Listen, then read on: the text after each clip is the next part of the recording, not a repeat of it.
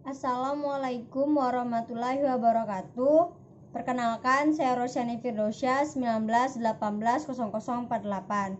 Baiklah, di sini materi yang akan dibahas adalah konsep dasar supervisi pendidikan di sekolah.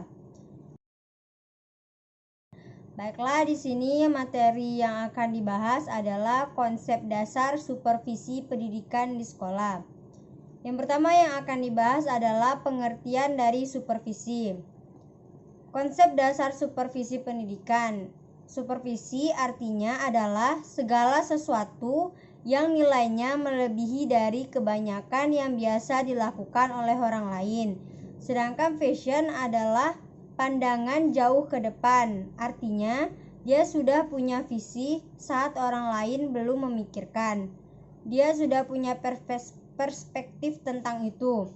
Artinya selangkah lebih maju. Visinya untuk menelaah, menganalisis, dan melakukan. Selanjutnya, kegiatan supervisi pendidikan yang kategorinya adalah ilmiah. Disebut ilmiah karena memenuhi 3 persyaratan. Yang pertama sistematik, yang kedua objektif, yang ketiga ada alat yang digunakan atau ada instrumen khusus sebagai alat pencatat atau pendeteksi. Jadi tidak hanya melakukan kegiatan tanpa persiapan untuk melanjutkan dalam bentuk pembinaan. Artinya dengan melakukan pencatatan atau menggunakan instrumen tertentu, ada catatan-catatan khusus yang disiapkan untuk melakukan tindak lanjut dari kegiatan yang dilaksanakan saat itu. Artinya di kemudian hari memang diharapkan terjadinya perubahan, terjadinya pembinaan, terjadinya perbaikan dari orang-orang yang disupervisi oleh supervisor. Selanjutnya tujuan supervisi. Ada 2, yang pertama tujuan utamanya yaitu untuk melakukan pembinaan dan membantu guru mengembangkan diri agar tampil menjadi manusia yang luar biasa. Untuk mendidik atau melakukan atau mewujudkan tugas mereka dalam fungsi-fungsi pembelajaran yang mereka laksanakan setiap harinya. Yang kedua, tujuan dari supervisi pendidikan adalah untuk memberikan pelayanan dan bantuan untuk meningkatkan kapasitas, meningkatkan kualitas, meningkatkan kemampuan belajar guru di sekolah atau di kelas. Jadi, fokus utamanya adalah kepada guru. Selanjutnya adalah domain supervisi. Domain salah satu yang menjadi sasaran menurut beberapa pakar terkait dengan supervisi pendidikan adalah yaitu ada 3. Yang pertama, mengembangkan kurikulum yang sedang dilaksanakan di sekolah. Yang kedua, mencoba meningkatkan berbagai macam proses pembelajaran yang ada di sekolah.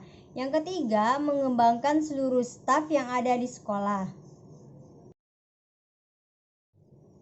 Selanjutnya, prinsip supervisi. Prinsip dari supervisi ini ada 4. Yang pertama, saintifik atau prinsip ilmiah. Yang kedua, prinsip demokratis. Yang ketiga, prinsip kerjasama. Dan yang terakhir adalah prinsip konstruktif. Prinsip yang pertama yaitu saintifik atau prinsip ilmiah, artinya sangat-sangat realistik, sangat empirik data-datanya, berdasarkan data-data yang sebenarnya, sangat ilmiah. Artinya persoalan-persoalan yang dikaji, yang akan dibantu, yang akan dianalisis bersama dalam rangka membantu guru meningkatkan atau memperbaiki kualitas kehidupannya atau kualitas atau kemampuan skillnya dalam proses pembelajaran di sekolah. Itu memang didesain dan dibina berdasarkan fakta-fakta lapangan. Prinsip yang kedua adalah prinsip demokratis. Dilakukan bahwa kegiatan supervisi itu dilakukan kepada semua orang yang sifatnya sama, karena setiap orang memiliki hak untuk mendapatkan layanan serupa. Artinya mereka diberikan hak untuk menerima atau justru kadang-kadang bisa menolak ketika diberikannya bantuan untuk diberikan layanan kegiatan supervisi. Prinsip yang ketiga adalah prinsip kerjasama. Prinsip kerjasama yaitu kerjasama sekolah, supervisor, dengan mereka-mereka yang disupervisi. Jadi ada skala, ada prioritas, ada kondisi di mana semuanya bekerja secara bersama-sama, karena baik supervisor, mereka tidak akan bisa bekerja sendiri tanpa diketahui atau tanpa kesadaran dari mereka-mereka yang disupervisi, dari orang-orang yang akan diberikan layanan. Prinsip yang keempat adalah prinsip konstruktif. Prinsip konstruktif dalam rangka membangun. Kreatif dalam pengertian meng-create segala sesuatu jadi lebih baik. Membangun atau membuat segala sesuatu menjadi lebih baik. Meng-create segala sesuatu dari yang tidak ada menjadi ada. Dalam rangka membina, membuat segala sesuatu yang dimiliki oleh guru diatasi sehingga mereka terampil menjadi pendidik yang lebih diterima oleh peserta didik di sekolah, sehingga tujuan dari proses pembelajaran menjadi lebih gampang untuk dicapai. Selain prinsip-prinsip yang tadi, ada prinsip positif dan prinsip negatifnya. Prinsip positif ada 4. Yang pertama, prinsip progresif. Prinsip progresif yaitu maju selangkah demi selangkah dengan mantap. Artinya ada perbaikan demi perbaikan, level ke level. Jadi guru-guru yang diberikan layanan supervisi mereka tidak berada di satu titik yang sama, tapi ada perbaikan dengan perbaikan meski tidak terlalu berubah secara praktis, tapi ada peningkatan dari satu titik ke satu titik lainnya. Prinsip yang kedua adalah prinsip inovatif. Berarti mengupayakan adanya pembaharuan, adanya inovasi dan hal-hal baru dalam kegiatan supervisi. Pembaruan dari proses pembaruan, dari skill. Prinsip yang ketiga adalah prinsip aman. Prinsip aman dalam artian menimbulkan rasa aman bagi kedua belah pihak. Prinsip yang keempat adalah prinsip reflektif. Prinsip reflektif untuk memberikan kesempatan kepada supervisor dan yang disupervisi, artinya kedua belah pihak untuk melakukan evaluasi terhadap diri mereka masing-masing atau terhadap diri sendiri. Selanjutnya prinsip negatif. Prinsip negatif dari supervisi ini ada 6. Yang pertama, supervisi tidak boleh dilaksanakan secara otoriter karena ada dampak atau kebiasaan yang sulit ditolak. Bahwa kegiatan asal muasal dari kegiatan supervisi yang disebut dengan kegiatan inspeksi atau pengawasan yang tujuan utamanya adalah mencari-cari kesalahan. Yang kedua, supervisi tidak boleh mencari-cari kesalahan karena tujuannya bukan untuk mencari kesalahan baru diperbaiki, tapi proses mencari data dan fakta untuk memberikan layanan ke siapapun. Yang ketiga, supervisi juga tidak boleh dilaksanakan berdasarkan tingginya pangkat.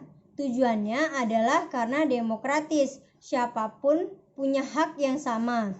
Yang keempat, supervisi tidak boleh terlalu cepat mengharapkan hasil karena kegiatan supervisi adalah kegiatan yang sifatnya terus-menerus dalam proses perbaikan. Yang kelima, supervisi juga tidak boleh lepas dari tujuan pembelajaran karena ikhwal akhir dari kegiatan layanan supervisi diberikan untuk perbaikan tujuan layanan pembelajaran.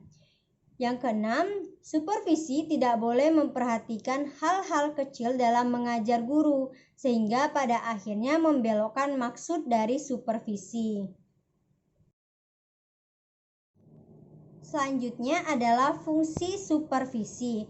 Fungsi supervisi itu ada 8. Yang pertama, mengkoordinasi semua usaha sekolah. Yang kedua, melengkapi kepemimpinan sekolah. Yang ketiga, mencoba memperluas berbagai pengalaman yang dimiliki oleh guru-guru yang ada di sekolah. Keempat, menstimulasi usaha-usaha kreatif yang ada di sekolah. Yang kelima, memberikan berbagai fasilitas termasuk penilaian yang terus-menerus dilakukan di sekolah dalam proses kegiatan supervisi. Yang keenam, menganalisis situasi belajar mengajar yang terjadi di sekolah.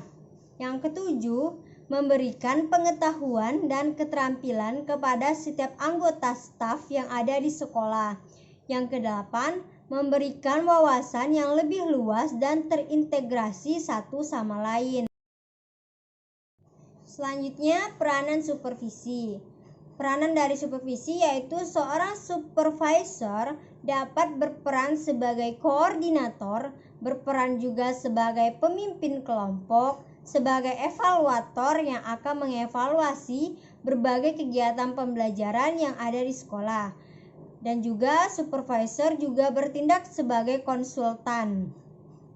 Objek dari supervisi ini ada dua menurut Olivia dan dari berbagai sumber. Menurut Olivia, objek supervisi itu yang pertama memperbaiki pengajaran melalui perbaikan kualitas pengajaran guru. Yang kedua, pengembangan kurikulum, isi kurikulum yang ada di pikiran guru yang dituangkan dalam pengajaran. Yang ketiga, pengembangan staf atau mengembangkan skill orang-orang yang ada di sekolah khususnya guru. Sedangkan objek supervisi dari berbagai sumber itu hampir sama.